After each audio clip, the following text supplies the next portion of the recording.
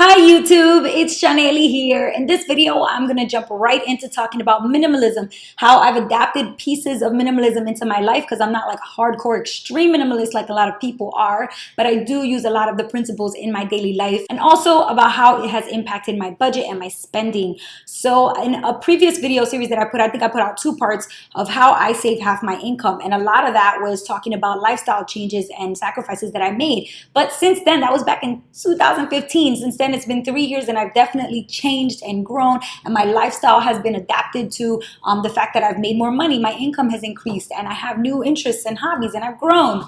So basically, I wanted to do a quick update on that video and show you guys a little bit more about how I'm doing things now, 2018, and also for 2019. One of the books that has really helped me to kind of influence the changes that I made in my life was this book by Marie Kondo, which is called The Life-Changing Magic of Tidying Up. Now, I've posted this on my Instagram before, and I know that a lot of people go real wildly like into this, like they use it like if they're their Bible and they like follow it religiously. I don't do it like that. I just took little things from the book that I really like, that helps me, and like, started to use them. Different little organizational things. I use her advice for closet, like organizing, and just for decluttering the apartment, things like that. So the biggest impact that minimalism has made on me is changing my mindset. And I've talked a little bit about this, but I never really dug deep into it.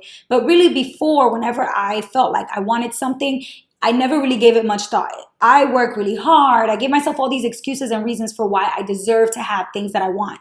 But now I've developed a new mindset where I actually really don't want a lot of things. There's very few things that I really want, and most of those things I have. If I really want something so badly and it's gonna impact my life and bring me a lot of joy, most of the time I will do what I have to do to get it. But that's just not very common. There's not a lot of things that that I tell myself that I really want, or that I actually really want when I check in with myself. And so wants versus needs is kind of something that has changed so much, because I used to go to the stores and shop a lot and think that I needed to buy all these things, but now I've really kind of pared down and I'm super simple. So the biggest example for this is my lifestyle. When I had my old apartment, and some of you guys might have seen some of those videos that I put out really early on at the start of my channel, you could see that I had a lot going on. There was a TV in the background, I had a rug, I had lamps, I had couches, I had paintings on the walls, I had all these things going on in the space. And while that was fun and colorful and like kind of spoke to who I was at that point in time in my life, like I was in my early to mid 20s, now I feel like I've kind of pulled back a lot more and become a little bit, not more internal, but like a little bit more thoughtful and like purposeful. So everything that I have needs to have a real reason for why it's in my space. So right now in my apartment, those of you who've been following me on Instagram know that I just moved into a new apartment, and my apartment is super small. It's a studio, and the reason why I decided to move into a small studio space is because I knew that it would help me to kind of only bring along with me things that I really love and need and want around me. And then also because the building that I live in has access to a lot of amenities that I really like. I don't have to go and pay for a gym membership because it's included in my building. I don't have to go outside to do laundry because I have a washer dryer in my building. There's all of these things that kind of like upgraded a little bit my lifestyle, but all within reason. I only spend about an average of $1,300 every single month on rent, give or take, given like electric bill and gas bill and things like that might change. But that was under budget for me, especially living in New York City. It's really expensive, and I've been able to manage saving a lot of money on rent because the first few years that I was working, I only spent like about $750 a month on rent because I had roommates. So this is the first time that I'm really able to spend a little bit more, and that it doesn't hurt me because I also was able to increase my income, and that helped a lot to kind of make sure that I could spend a little bit more of the percentage of money that I earn on certain things. So the place where I live is so important to me. A lot of the work that I do more in this year, 2018 and 2019, is going to be a lot of working from home.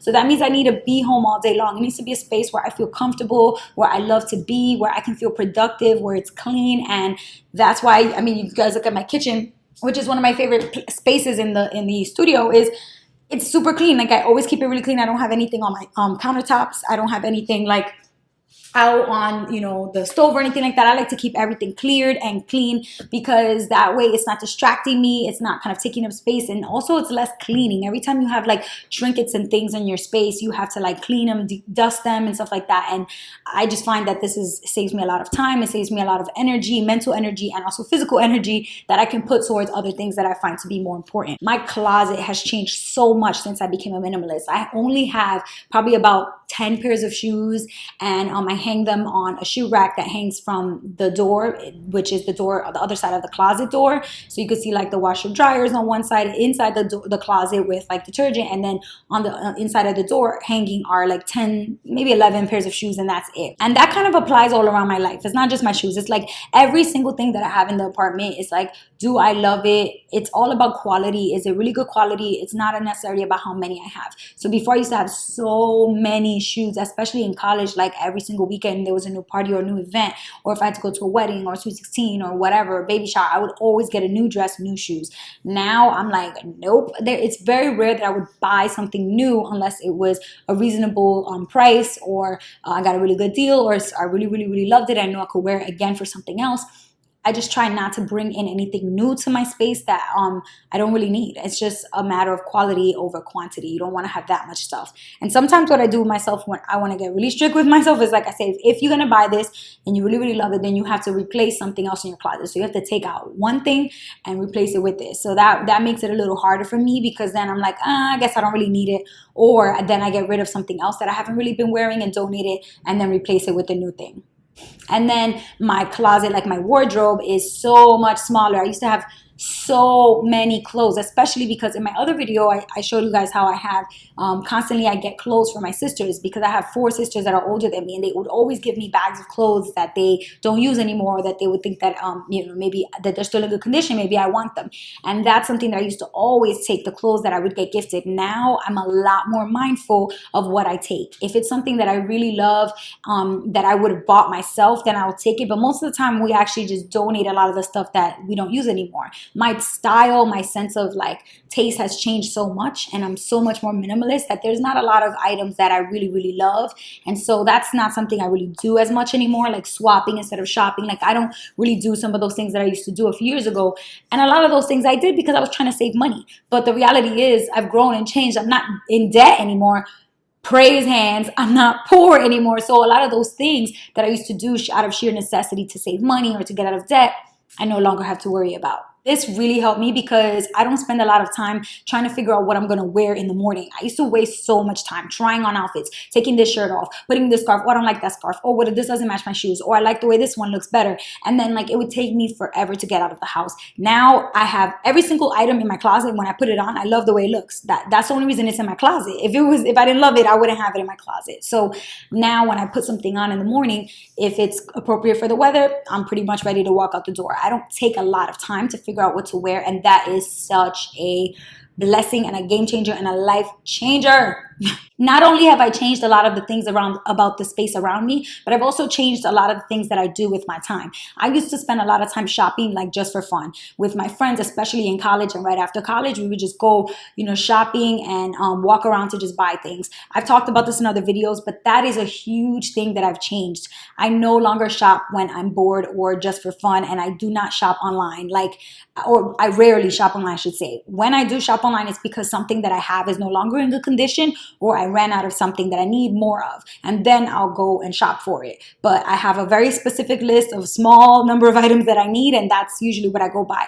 I used to try a bunch of things on just because, oh, I like this is cute, oh, this is on sale. I used to feel, especially sales, I used to feel like I had to buy a lot because it was on sale and I thought I was saving money. But the reality is, when you buy something on sale that you weren't going to buy before, you didn't save anything. You just spent money you weren't going to spend. So that's something that I had to change. Again, it's a little bit of my mindset, but pretty much my time is being spent doing other things. And maybe I'll do another video about this. If you guys are interested in that, definitely let me know in the comments. But what are some things that I do with my time that is not shopping, since I stopped shopping so much? I used to buy a lot of things in bulk too, which is something that I stopped doing because it just means that you're stuffing your closets or your cabinet space with a bunch of extra stuff.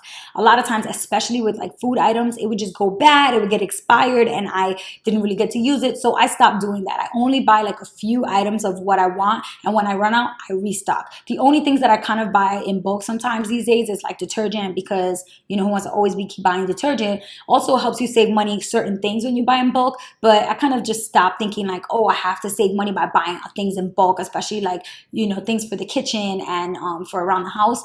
I just use it sparingly. I try not to use it that much unless I need it, and then if I run out, then I replace it. That's pretty much it. There's so many more resources around minimalism though, and I haven't really mentioned that many besides the book that I read. So I'm gonna post some more in the description box below. And if you have some that you like, please put them in the comment section below, because I love looking more at minimalism stuff online. I like to watch YouTube videos about it, and I like to read blogs about it, because everybody does their own way and kind of like uses things that they like and put their own twist to it. So I always like to see how people do things their own way and do things differently. So please do share more minimalism stuff with me, and check out the description box for more.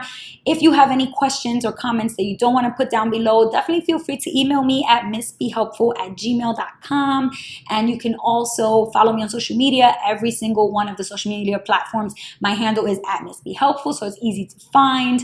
And that's all I have for y'all. Till next time, peace.